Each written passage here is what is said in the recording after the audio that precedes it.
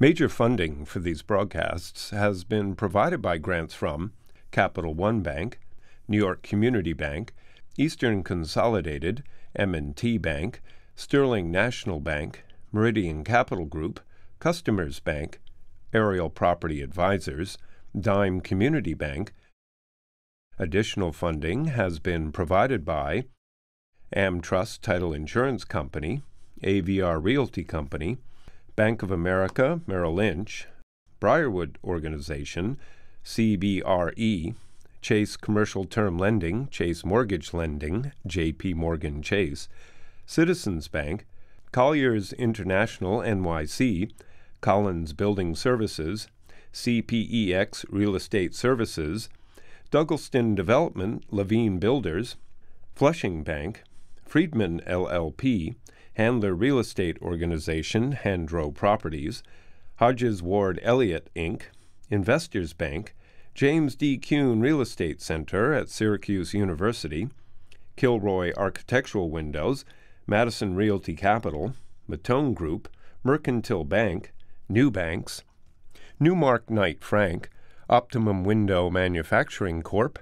People's United Bank, Rockefeller Group, Rosewood Realty Services, SJP Properties, Stonehenge Partners, TD Bank, Terra CRG, the Marinkoff Family Foundation, the Moynihan Organization, Moynihan Capital Partners, and these friends.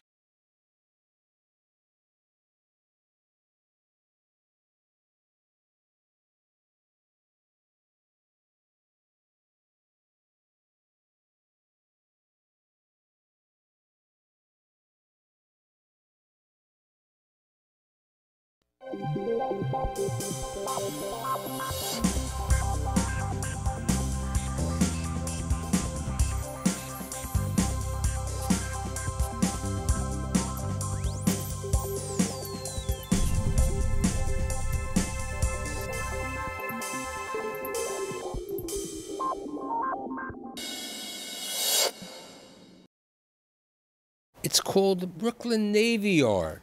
It's a big place. It's been around since 1800s. It's a place where companies manufacture. It's a place where they distribute. They have studios. They have college campuses. And I have some very interesting people to tell me what's happening at the Navy Yard. I have the Queen of the Navy Yard, okay? The Chief of Staff of the Navy Yard and the Executive Vice President, Claire Newman, from the Brooklyn Navy Yard Development Corporation. I have the Queen of the lamp business and the shade business, right? Rachel Simon from Lights Up, who is the founder and CEO. And last but not least, you can't have a Navy Yard or places unless you have food. So I have the king of food, okay, Winston Chu, who is the partner at Bon Bite and also a proprietor and partner of a restaurant called Little Tong? Little Tong Noodle Shop. Okay. So here's the question. Why did you move to the Navy Yard? Before we get to Claire to tell us a little bit about it. How did you pick on the Navy Yard? There were certain other options. There were definitely certain other options, but I think the Navy Yard itself was attractive because, you know, they supported small business, being a nonprofit. The rates in which, you know, the rent was good, but also amongst with other tenants and small businesses, we were able to find collaboration. Now, where were you operating before you opened up the catering business in the Navy Yard? A small kitchen in the west side. We rented a table. Okay, so you went from a small table to a business now that you have, what, 13, you said? We have about 13 employees. How much of your business is to Navy Yard customers, you know, people who are there, and to the outside, would you say? I would say about 20% of our businesses exist within the Navy Yard. Okay. So how the woman, who I remember when we were both talking about that at one time, Fifth Avenue, before your time, Claire, Fifth Avenue and 15th, 17th Street, 18th Street, had all these light stores, okay? They had these beautiful stores, Esquire over there, and they had, how do you end up at the Navy Yard, especially through your changes over the year on different places? Well, Brooklyn itself supplies so many parts for manufacturing lighting. It's a great place to be. And the Brooklyn Navy Yard, I started working there in the 90s with a little studio, and I moved my factory many places as we discussed. So let's talk about that, because I think part of it is, and Claire will talk to us about what happened with the Navy Yard. When you were operating in the 90s, where was the first location? In Dumbo. In Dumbo. Before it was Dumbo, when it was $5 a square foot. Right, pre-Dumbo, pre-Willentis, but he owned the property at that time. So you were in Dumbo originally, then you went to East New York. the East New York. Brooklyn, which I called the hellhole of a place to work. Dumbo you were able to get people to work at. East New York was a difficulty of probably getting labor. Actually, a lot of the labor I have now is from East New York. Really? So when I moved from East New York to Industry City, it became difficult. Can we mention that name, Claire, on Of this show? course. Okay. Yeah. So Industry City, which is a wonderful facility, okay, not owned by a nonprofit, owned by a for-profit company. You were there. And that was difficult for my workers to get to. I have been asking the Brooklyn Navy Yard for years for a space, and when Building 77 was finished, they contacted me and said, we have a place for you to actually move your factory. And I jumped on it, and my employees love it. How long are you now in the Navy Yard? I was first there in the mid-90s, and I've been in Building 77 since October of this year. Now, you also said, as Winston said, you know, he had a smaller commute. You have an easy commute right now. You live nearby the Navy. Yeah, I can walk there in my pajamas. Great. So let's talk about what's happening at the Navy Yard today. Tell us a little bit about what's happening at the Navy Yard. Yeah, I think Rachel's story perfectly exemplifies it. We're in the middle of our largest expansion since World War II, when the Navy built an extraordinary amount of space basically to support the wartime efforts. They moved out in the 60s, and since then it's been you know, a very interesting process of regeneration where for a while the property frankly lay a little bit fallow as the city tried to figure out what to do with it. And then there was a period of reinvestment in the 80s, 90s, and really honestly through the aughts as well. So what would you consider, what was the items that really helped the Navy Yard? Yeah. Was it the Steiner studio in the early 2000s? Absolutely Steiner. I think absolutely the leadership at that time, figuring out a really smart strategy to cater to what's the anchor of New York's manufacturing economy now, which is small businesses. And we just started cutting up space like crazy and essentially putting it into the stewardship of a business with good jobs. And then the city, to its credit, made an extraordinary investment in effectively the infrastructure of the yard. New roads, new telecom, new water, sewer lines, and electric, everything that you need at the kind of ground level to support all those businesses who were coming in and leading the charge. So let's talk about how much work was done in the building, Building 72? Yeah, 77. We spent $185 million in there.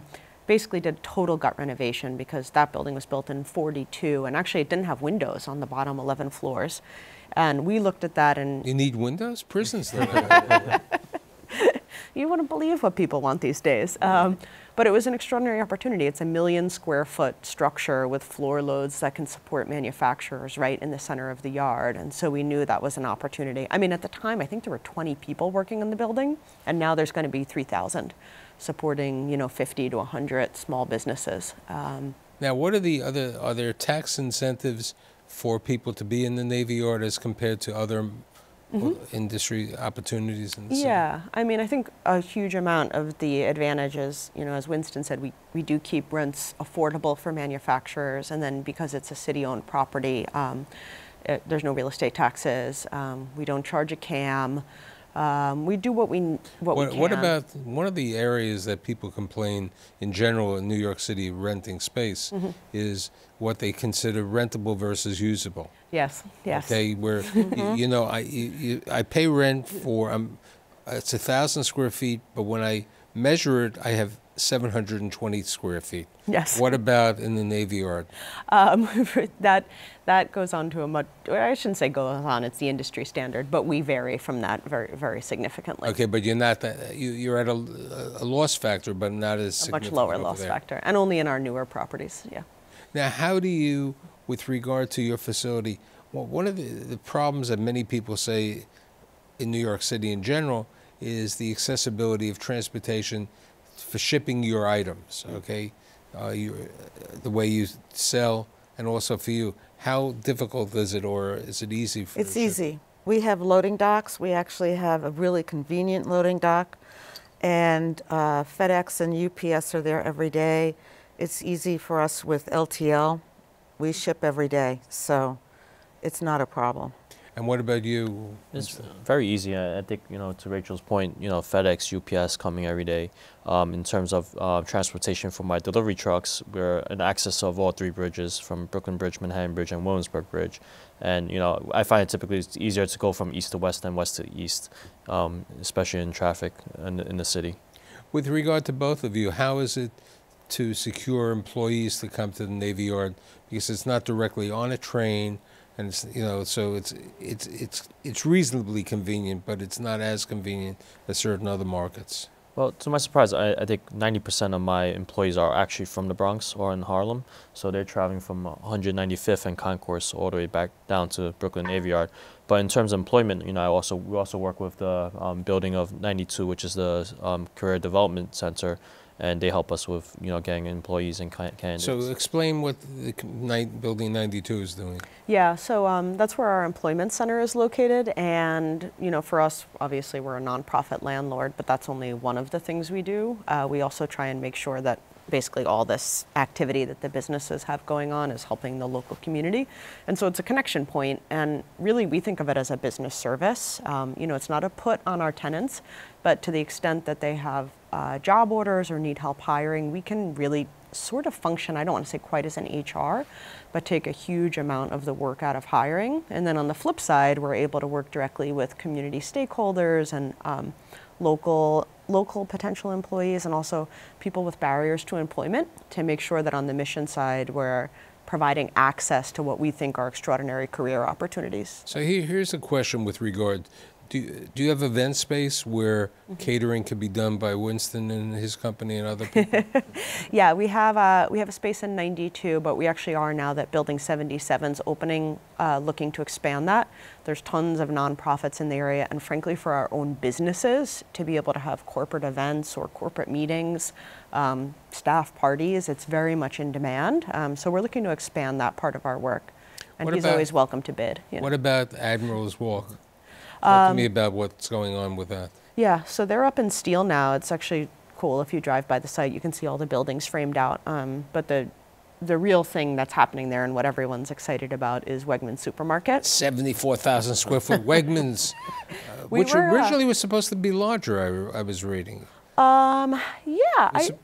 It was supposed to be larger, and it went down to 74,000. I think that's 2019. Right. They're going to open up two Wegmans. One of them is the 74,000, and then they're opening up one in Natick, Massachusetts, 145,000 square feet.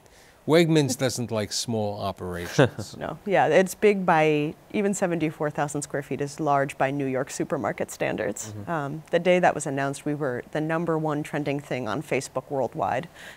There's going to be additional local retail, and then we, the Navy Yard, are actually on top of the Wegmans going to have about 120,000 square feet of industrial space, which will come subdivided for small manufacturing tenants, and I think that will certainly be one of the best places Now, is that to lease. located within the Navy Yard, or is it on the side of the Navy Yard? It's within the Navy Yard, the whole development is. The Wegmans part will be totally publicly accessible, and then the industrial part is entered through the Navy Yard security. Now, is there parking for the Wegmans? Yeah. So on the site, there's ground parking, and then as well as part of the deal, they're building a larger parking garage.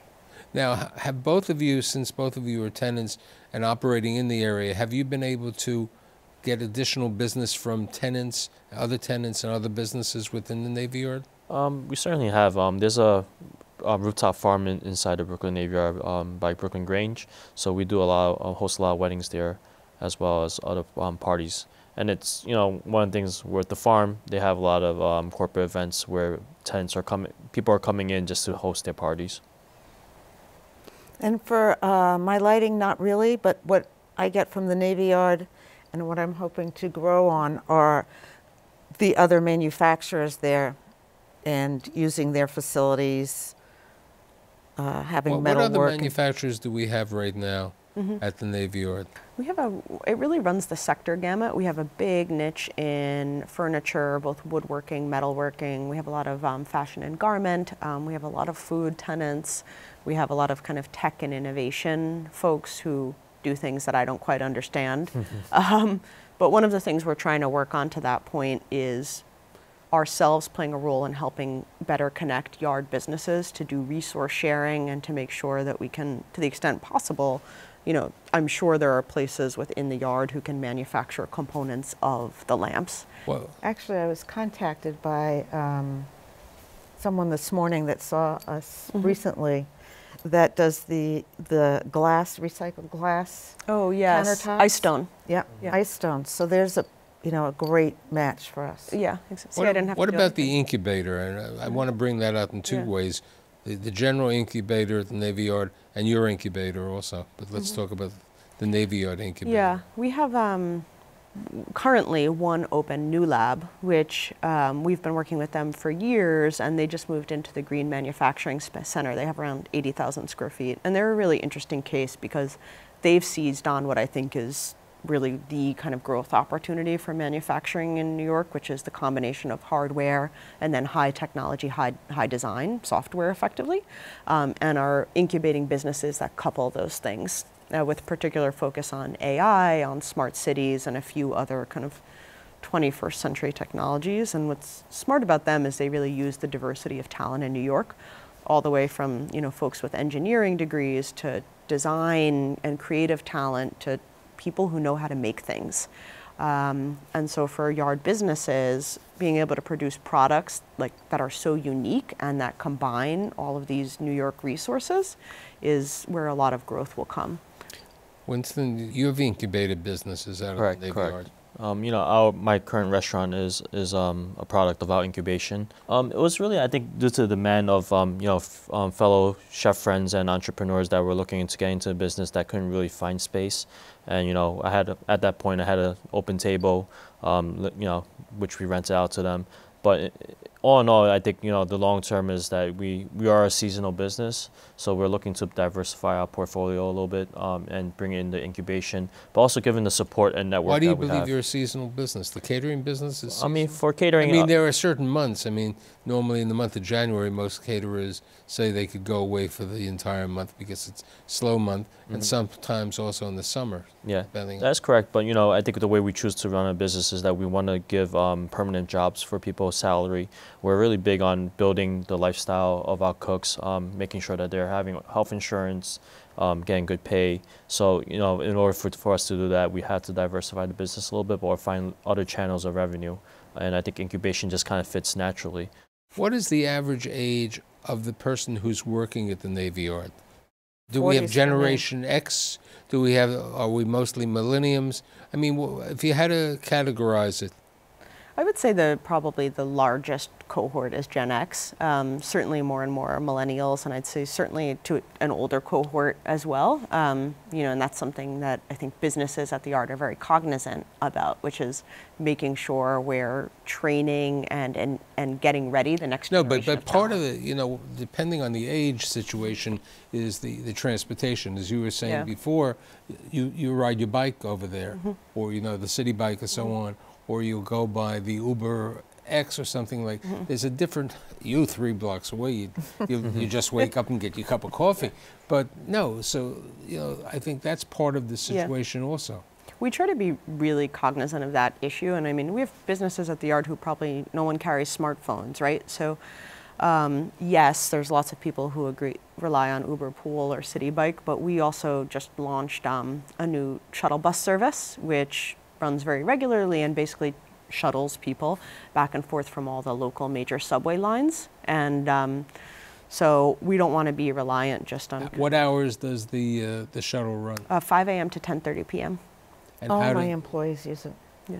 Now, how is it on a loop? It's on a loop. We go to Dumbo, the FAC, and then we go up to Atlantic Terminal and the G train. Now, this is a regular bus or like a little mini bus? Oh, it's a beautiful bus. No, because No, it's a real bus. It's like 45-person capacity, city style, where the door's low too, so you can just hop on, hop off, which was very important for us. We wanted to feel fast and easy for people. Now, what about with regard to Steiner, which is probably one of the largest sound studio in the country and the city? Aren't they expanding also in the Navy Yard? Yeah, they're expanding significantly right now. I mean, they already have an extraordinary operation there, and it's funny, sometimes I'm out there and I see all these stages and so many people working, and they've only been open since 2004, so they've already built a tremendous amount. They have Brooklyn College Graduate School of Film there as well, but they're adding a bunch of new sound stages for movies and for TV, and then they're also building out a broader media campus, building a backlot so that it will take some of the filming off city streets and really just becoming even more a full-service kind of studio experience. Now, another question, are companies from Manhattan relocating to the Navy Yard? Do you see that happening? More and more. Because I realize, that there's been a big discussion, one time there was something called the Garment Center or, the fashion market, and they have been forced out because of that. Have you seen do you have a number of apparel manufacturers over there? We do. It's interesting. We have some apparel manufacturers. Many of them have been there for a long time, but we are seeing more and more Manhattan tenants come. And the best example is Lafayette 148, which is a top-tier women's fashion line.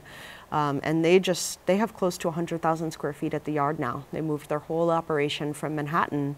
And what's interesting about them is they've moved the full shop, right? All the designers, all the accountants, but also all of the people who are doing the sewing work and the kind of professional side of the garment manufacturing.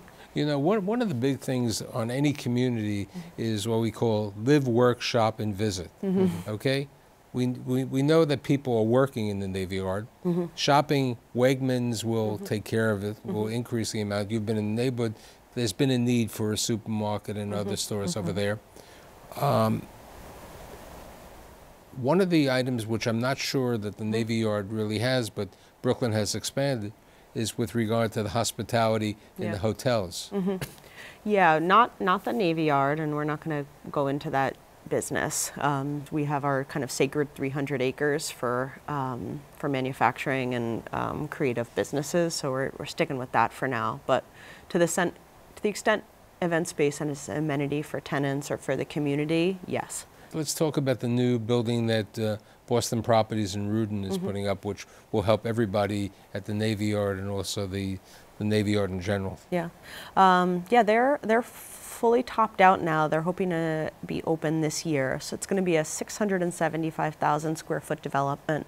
It's anchored by WeWork, who's taken a third of the building. And I think they're really building, I'd say, the first building that's totally designed for kind of creative and high-tech companies. It's going to be a one-of-a-kind asset in the city. And for us, it's really important because it's bringing another 4,000 jobs to the Yard and helping kind of add to the ecosystem that we've been discussing a little bit today.